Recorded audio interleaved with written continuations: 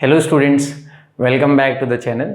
Gravitation chapter का last video है जिसके अंदर हम दो इम्पॉर्टेंट फाइनल कॉन्सेप्ट सीखेंगे। एक ग्रेविटेशनल पोटेंशियल एनर्जी और दूसरा एस्केप वेलोसिटी।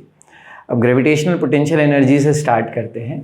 क्या आपको याद है वर्क किसे कहा जाता है? साइंस की ज़बान में वर्क किसे कहते हैं? वर्क कब होता है?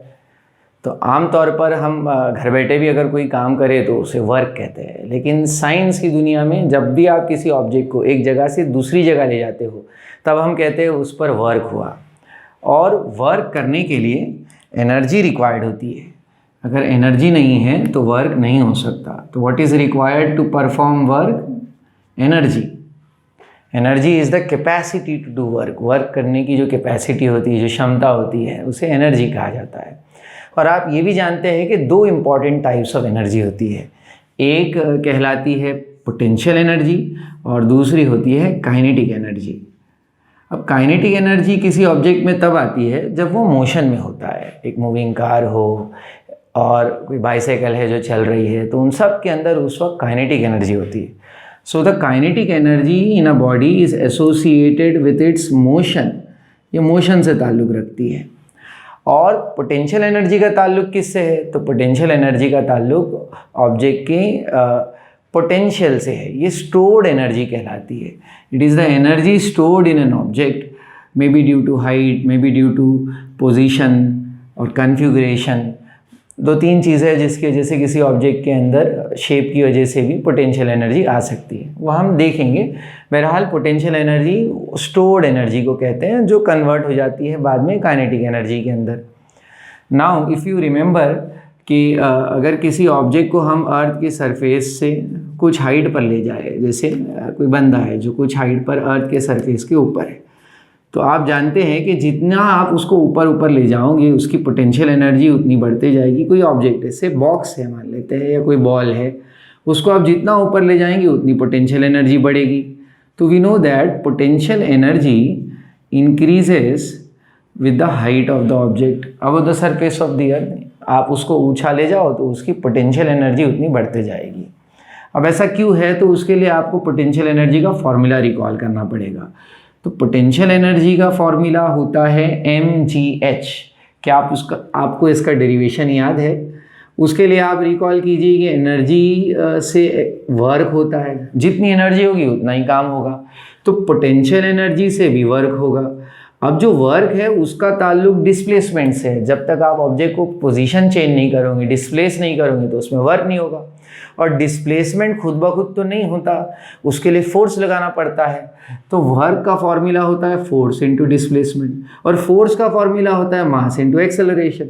लेकिन क्योंकि मोशन वर्टिकल है तो यहाँ एक्सेलरेशन ड्यू टू ग्रेविटी होगा। और जब आप उसको ऊपर नीचे ले जाते हो तो उसका जो डिस्प्लेसमेंट होता है वो हाइट से रिप्रेजेंटेड होता है।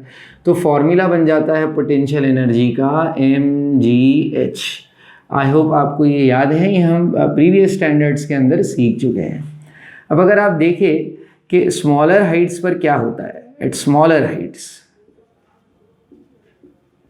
स्मॉलर हाइट्स का मतलब जब अर्थ के सरफेस से, जैसे ये रेडियस है अर्थ का, और ऑब्जेक्ट बहुत ज़्यादा ऊंचाई पर नहीं है, कंपैरेटिवली स्मॉल हाइट पर है compare to the radius of the earth. जैसे एक एरोप्लेन का केस हमने देखा था कुछ वीडियो पहले, जो 10 किलोमीटर ऊपर है। अब 10 किलोमीटर हमारे लिए तो बहुत बड़ा डिस्टेंस है, लेकिन वो 10 किलोमीटर अर्थ के रेडियस के मुकाबले जो 6400 किलोमीटर होता है कुछ भी नहीं है। तो जब हम स्मॉलर हाइट्स पर बात करते हैं तो स्मॉलर हाइट्स पर जो g की वैल्यू होती है वो कांस्टेंट होती है। g is constant at very small heights compare to the radius of the earth. तो उस वक्त g की वैल्यू लगभग 9.8 मीटर पर सेकेंड स्क्वायर ही होगी। तो अगर आप पोटेंशियल एनर्जी देखें तो उसके अंदर जो चेंज आएंगे वो सिर्फ हाइट की वजह से होगा, क्योंकि मास तो आप जानते हैं ये अमाउंट ऑफ मैटर होता है जो फिक्स होता है। जो बॉल का मास होगा वो उतना ही रहेगा, और जी स्मॉल हाइट्स पर वो भी फिक्स होती है। तो फिर पोटेंशियल एनर्जी का ताल्लुक सिर्फ और सिर्फ किससे हुआ? हाइट से हुआ। और ये दोनों डायरेक्टली प्रोपोर्शनल हो जाएंगे, मतलब जितनी हाइट बढ़ेगी उतनी उस ऑब्जेक्ट की पोटेंशियल एनर्जी बढ़ते जाएगी, जो इस कॉन्सेप्ट में भी हमने, एक सेंटेंस में भी हमने देखा। और एक बात इंपॉर्टेंट ये है कि अगर ऑब्जेक्ट सरफेस ऑफ द अर्थ पर हो, if it is at the surface of the earth, तो उस वक्त उसकी पोटेंशियल एनर्जी ज़ीरो हो जाएगी। अब ऐसा क्यों होता है? तो ये भी बहुत सिंपल है। क्या है पोटेंशियल एनर्जी का फॉर्मूला? तो वो है mgh। मान लेते हैं बॉल का वजन 2 किलो, अर्थ की gravity 9, acceleration due to gravity 9.8, लेकिन सरफेस पर है। तो आप बताइए हाइट कितनी है? तो ऑब्वियसली हाइट उसकी कुछ भी नहीं है, क्योंकि वो सरफेस पर है तो वो ज़ीरो हाइट पर होगा, तो पोटेंशियल एनर्जी ज़ीरो हो जाती है।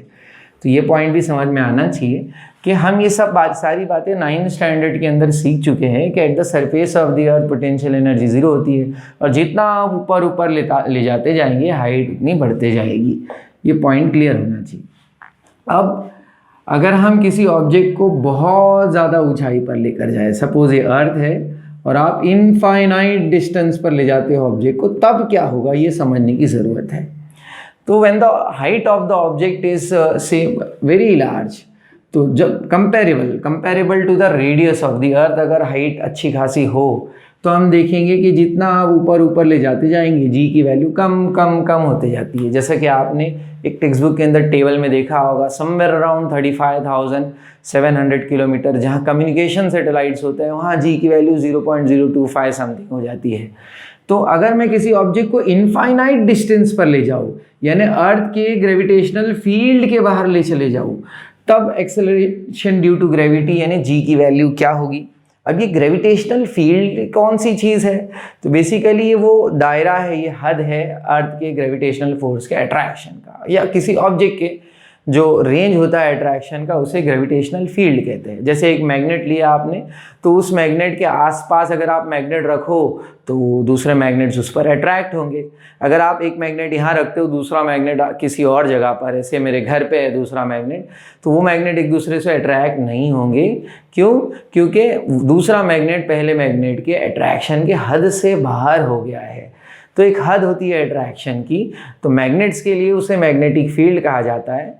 वैसे ही किसी भी ऑब्जेक्ट का जिसका कोई मास होगा तो उसकी अपनी एक ग्रेविटेशनल फील्ड होती है, एक हद होता है जिसमें वो दूसरे ऑब्जेक्ट्स को अट्रैक्ट करता है।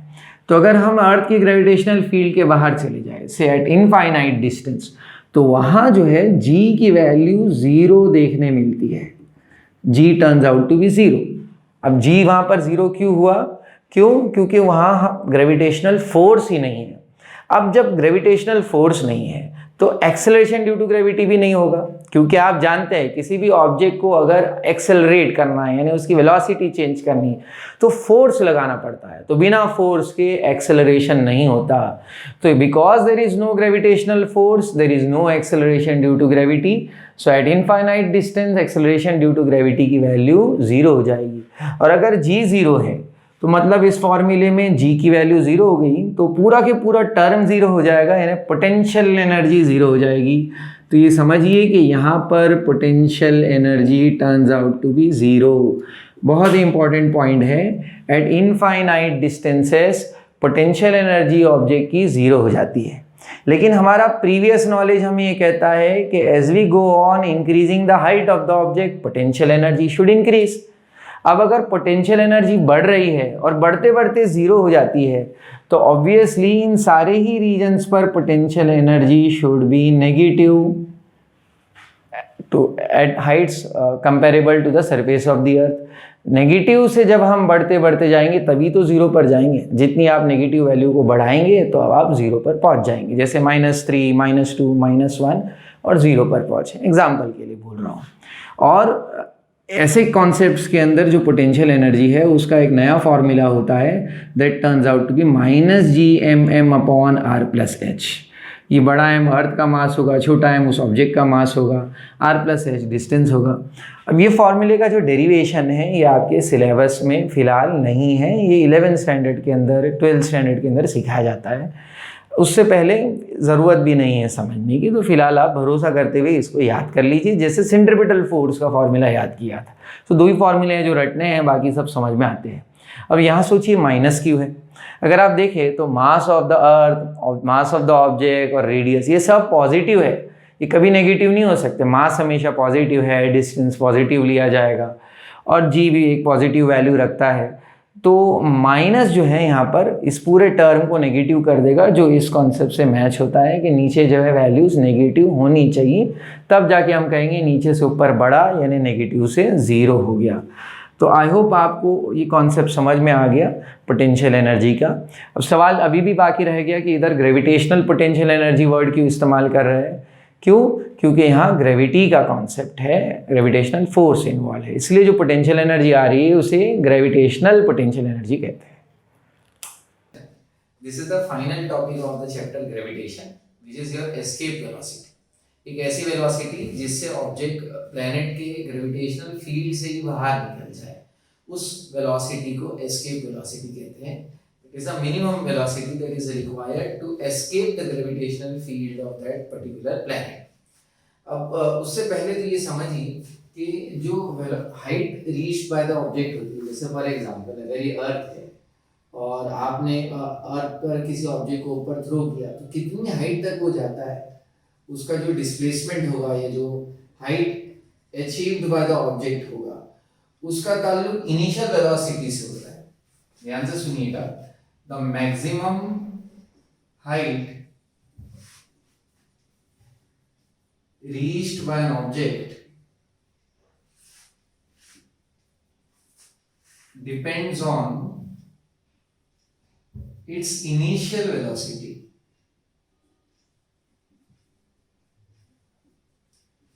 और समझना काफी आसान है कि आप जितनी वेलोसिटी दोगे उतना हाइट तक ऑब्जेक्ट जाएगा।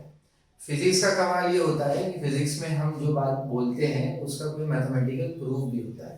तो चलिए इस बात को साबित करते हैं कि इस बात को मैक्सिमम हाइट इनिशियल वेलोसिटी पर डिपेंड करती है। तो मैक्सिमम हाइट यानी जो हाइट ट्रेस होती है उसे हम डिस्प्लेसमेंट कहते हैं, और इनिशियल वेलोसिटी जो दी जाती है उसे, जो शुरू में वेलोसिटी होगी उसे u कहा जाएगा। फाइनल जो यहाँ ऑब्जेक्ट के रुकने पर जो वेलोसिटी होगी उसे v कहा जाएगा। And if you remember the third equation of motion by Newton's third equation of motion, क्या होता है थर्ड इक्वेशन ऑफ मोशन? होता है v square is equal to u square plus 2as। अब यहाँ दो बातें हमें पहले से पता है। एक कि फाइनल वेलोसिटी जो होगी वो 0 मीटर पर सेकेंड, क्योंकि अगर ये मैक्सिमम हाइट है तो मतलब इस हाइट के बाद ऑब्जेक्ट ऊपर नहीं जाएगा बल्कि नीचे गिर जाएगा। तो जब तक वो यहाँ पहुंचेगा तो उसकी स्पीड 0 हो जाएगी। शुरू में स्पीड ज्यादा थी, धीरे धीरे स्पीड कम होते जाएगी, एक टाइम बाद स्पीड 0 हो जाएगी, वो उसकी मैक्सिमम हाइट होगी उस पोजीशन पर। तो जहाँ मैक्सिमम हाइट होती है वहाँ पर फाइनल वेलोसिटी 0 मानी जाएगी। So this has to be 0, यहाँ हम 0 का स्क्वायर लिख देंगे। और इनिशियल वेलोसिटी हमें नहीं पता। अब ये जो a है, a इज योर एक्सेलरेशन। हम जानते हैं कि एक्सेलरेशन ड्यू टू ग्रेविटी यहाँ लिखना चाहिए, तो यहाँ a की जगह हम g लिखेंगे। अब ये समझिए, और आप पहले से जानते हैं कि जब ऑब्जेक्ट ऊपर से नीचे आता है तो हम g लेते हैं, पॉजिटिव साइन रहते हैं उसके लिए, और जब नीचे से ऊपर जाता है तो g के लिए हम नेगेटिव साइन लेते हैं। तो यहाँ आपको माइनस g लिखना पड़ेगा, इज टाइम्स s हो जाएगा। इसे सॉल्व अगर करें हम तो 0 is equal to u square minus 2gs, so this becomes 2gs is equal to u square। तो जो s हो जाएगा u square upon 2g। अब देखिए ये जो 2g है ये तो कांस्टेंट है, ये तो फिक्स रहता है प्लैनेट की एक्सेलरेशन ड्यू टू ग्रेविटी। अगर हम लोअर हाइट्स पर बात करेंगे, बहुत ज्यादा ऊंचाई पर अगर नहीं फेंका गया ऑब्जेक्ट को, तो ये जो डिस्प्लेसमेंट है, height reach, is dependent only on the initial velocity। तो यहाँ ये बात साबित होगी कि the height, maximum height reached by the object is related to or it is dependent on the initial velocity। जितनी आप velocity दोगे उतनी height तक जाएगा।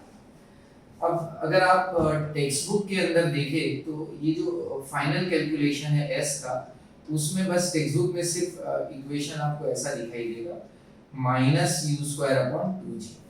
Minus you square upon 2g तब लेते हैं जब हम g में वैल्यू पॉजिटिव पुट करें।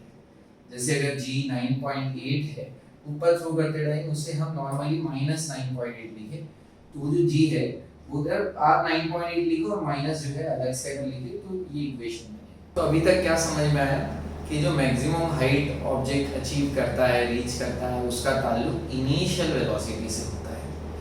अब जो शुरू में हमने डिस्कस किया था एस्केप वेलोसिटी, कि वो वेलोसिटी, वो इनिशियल वेलोसिटी जिससे ऑब्जेक्ट अर्थ के या किसी भी प्लैनेट के ग्रेविटेशनल फील्ड से ही बाहर निकल जाए, तो उस वेलोसिटी को कैसे कैलकुलेट किया जा सकता है वो देखते हैं। तो सपोज ऑब्जेक्ट जो है इनिशियली सरफेस ऑफ द अर्थ पर है, just at the surface of the earth. तो अगर वो सरफेस ऑफ द अर्थ पर है और उसे हम कुछ अगर वेलोसिटी दे तो उस वक्त उसकी कोई काइनेटिक एनर्जी भी तो होगी। वो एनर्जी जो मोशन की वजह से होती है उसका फॉर्मूला होता है हाफ mv², आप जानते हैं।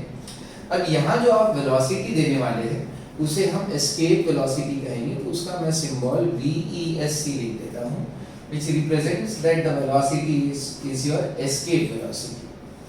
अब उस ऑब्जेक्ट की जो यहाँ पर है सरफेस पर उसकी कोई पोटेंशियल एनर्जी भी होगी somewhere around the surface of the earth, तो उसकी पोटेंशियल एनर्जी हमने अभी देखा वो -GMM/r होती है, जो हम प्रीवियस वीडियो के अंदर देख चुके हैं। पोटेंशियल एनर्जी का जो नया फॉर्मूला है वो ये है। तो टोटल एनर्जी आप जानते हैं, total energy is nothing but the sum of potential and kinetic energy, इन दोनों फॉर्म एनर्जीज का सम होगा। तो ये हो जाएगा -GMM/r प्लस हाफ mv²। यहाँ बस आप एस्केप वेलोसिटी के सिंबल दे दीजिए। So this is the total energy when the object is at the surface of the अर्थ। अब वही ऑब्जेक्ट अगर इनफाइनाइट डिस्टेंस पर चला गया, मतलब आपने उसको पहुंचा दिया बहुत दूर डिस्टेंस पे, तो उस वक्त उसकी काइनेटिक एनर्जी क्या होगी? तब जब वो अर्थ के ग्रेविटेशनल फील्ड के ही बाहर चला गया, if it is eight infinite distance, तो उस वक्त उसकी कोई वेलोसिटी नहीं होगी। ऐसे मान लीजिए कि वहां जाके वो रुक जाएगा, तो अगर वो रुक जाएगा तो रुके हुए ऑब्जेक्ट की काइनेटिक एनर्जी जीरो होती है, क्योंकि उस वक्त उसमें कोई मोशन नहीं होगा, कोई फील्ड ही नहीं है, तो उसकी स्पीड वहां खत्म हो जाएगी, एनर्जी जीरो हो जाएगी, और उस वक्त उसकी पोटेंशियल एनर्जी भी जीरो हो जाती है। ये बात हम एक नजरिए से पहले सीख चुके हैं कि इनफाइनाइट डिस्टेंस पर G जीरो हो जाता है, और G जीरो होने की वजह से पोटेंशियल एनर्जी जीरो हो जाती है। इसको इस फॉर्मूले से भी समझा जा सकता है -GMM/r।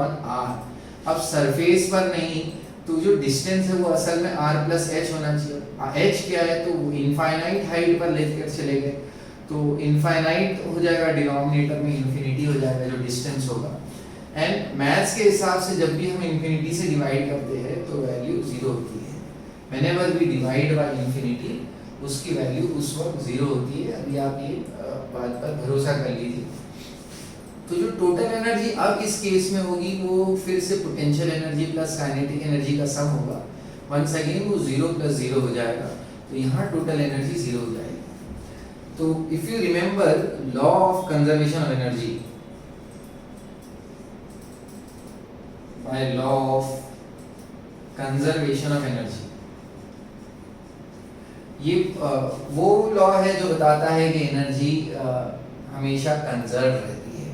Energy is neither created not destroyed, but it is transferred from one form to another.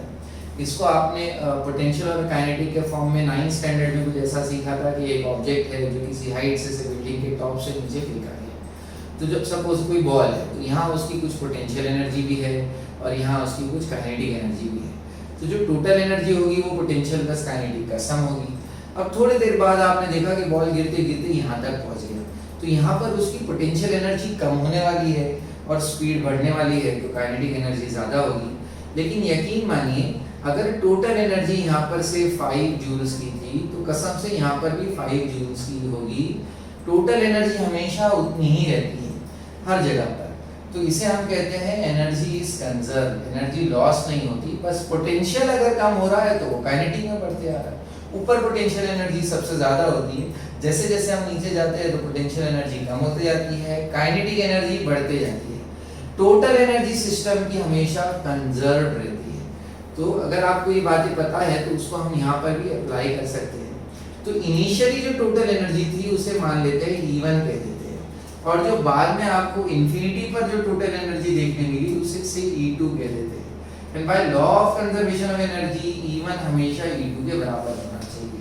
Eight any instant total energies हमेशा सेम होती है। तो उस हिसाब से हो जाएगा -GMM/r plus half mv² is equal to 0। बस इसे सिंप्लीफाई करना है। इस पूरे टर्म को मैं पहले उधर शिफ्ट कर देता हूँ, तो ये हो जाएगा half mv² is equal to GMM/r। देखिए dividing both the side by m करें तो m से कैंसिल हो जाएगा। सो v स्क्वायर जो है आपको मिलेगा वो हो जाएगा आपका 2 times gm upon r. Taking square root on both the sides, what we get is this. अगर आप देखें तो यहाँ पर मैं ऊपर नीचे r से मल्टीप्लाई कर देता हूँ. Let us say we multiply r in the numerator as well as denominator. तो ऊपर तो हो जाएगा 2gmr और नीचे हो जाएगा r स्क्वायर. अगर आप इस टर्म को गौर से देखें, इस term gm upon r square, तो देखा हुआ टर्म लग रहा है, सुना हुआ है. बताइए ये किसका फॉर्मूला है? तो ये है आपके एक्सेलरेशन ड्यू टू ग्रेविटी का फॉर्मूला. आप सब पढ़ चुके हैं acceleration due to gravity, that is छोटा जी, जो इस फॉर्मूले से मिलता है. तो जो एस्केप वेलोसिटी है वो एक्सेलरेशन ड्यू टू ग्रेविटी और उस पर्टिकुलर प्लैनेट के रेडियस पर डिपेंड करती है, और उस प्लैनेट का क्या एक्सेलरेशन ड्यू टू ग्रेविटी है उस पर डिपेंड करती है. तो अगर हम अर्थ के लिए कैलकुलेट करें तो बस आपको अर्थ का रेडियस और अर्थ पर जो सरफेस पर एक्सेलरेशन ड्यू टू ग्रेविटी यानी 9.8 है वो पुट करना होगा, और पुट करने के बाद आप इस नतीजे पर पहुंचेंगे कि वो वैल्यू आती है 11.2 किलोमीटर्स पर सेकेंड. ये वैल्यू होती है, ये एस्केप वेलोसिटी है. मतलब 1 सेकेंड में लगभग 11 किलोमीटर ऑब्जेक्ट की हाइट होनी चाहिए, तब जाके वो अर्थ की ग्रेविटेशनल फील्ड को क्रॉस कर पाएगा. अगर आपको पता है मंगलयान के बारे में, तो उसको जो एस्केप वेलोसिटी दी गई थी वो अप्रॉक्सीमेटली 22 किलोमीटर्स पर सेकेंड थी. That was the velocity, initial velocity given to Mangalyaan. फिर जब वो मार्स के आसपास पहुंचा तो उसकी एस्केप वेलोसिटी, उसकी वेलोसिटी वहां पर थोड़ी सी रिड्यूस कर दी गई. तो इतनी तो मिनिमम वेलोसिटी होनी ही चाहिए, और इस वेलोसिटी से हम ऑब्जेक्ट को अर्थ के ग्रेविटेशनल फील्ड से क्रॉस करा सकते हैं. तो आई होप आपको एस्केप वेलोसिटी का कॉन्सेप्ट भी समझ में आ गया. एक बार मैं फिर से फटाफट रिकॉल करा दूं कि क्या देखा हमने देखा कि ऑब्जेक्ट अगर सरफेस पर हो तो क्या काइनेटिक एनर्जी और क्या पोटेंशियल एनर्जी हो सकती है. तो अगर सरफेस पर है तो काइनेटिक एनर्जी का फॉर्मूला और नया पोटेंशियल एनर्जी का फॉर्मूला ये होता है. अब जो वेलोसिटी हम देने वाले हैं, जो इनिशियल वेलोसिटी देंगे, उसे हम इस सिंबल से रिप्रेजेंट कर रहे हैं, क्योंकि ये वो वेलोसिटी है जिससे हम उस ऑब्जेक्ट को प्लैनेट के ग्रेविटेशनल फील्ड से पार करने वाले हैं. और जब वो इनफाइनाइट डिस्टेंस पे पहुंच जाएगा तो उस वक्त वो रुक जाएगा, क्योंकि उस वक्त कोई उस पर फोर्स नहीं होगा, ऐसा हम एज्यूम कर लेते हैं. तो उसकी जो काइनेटिक एनर्जी होगी वो जीरो होगी, और पोटेंशियल एनर्जी तो जीरो होती है. वो इस फॉर्मूले से भी समझ में आती है. बस डिस्टेंस इनफाइनाइट हो गया, whenever we divide by infinity what we get is zero. अब टोटल एनर्जी हमेशा पोटेंशियल और काइनेटिक को जोड़ने पर मिलती है. तो सरफेस पर ये टोटल एनर्जी और इनफाइनाइट डिस्टेंस पर ये total energy. Bye law of conservation of energy, energies हमेशा हर वक्त सेम, हर जगह हर पोजीशन पर सेम रहती है. उसको जब हम कैलकुलेट करते हैं तो हम एस्केप वेलोसिटी का फॉर्मूला डिराइव करते हैं. उससे हमें ये समझ में आता है कि एस्केप वेलोसिटी का ताल्लुक प्लैनेट के रेडियस और उस पर एक्सेलरेशन ड्यू टू ग्रेविटी से है. और अर्थ के लिए अगर सॉल्व किया जाए तो it turns out to be 11.2 kilometre per second. So this completes your chapter. I hope आपको चैप्टर में कोई डाउट नहीं है. इसके न्यूमेरिकल्स और जो क्वेश्चन आंसर है उसको आप प्रैक्टिस करना, मेमोराइज करना स्टार्ट करें.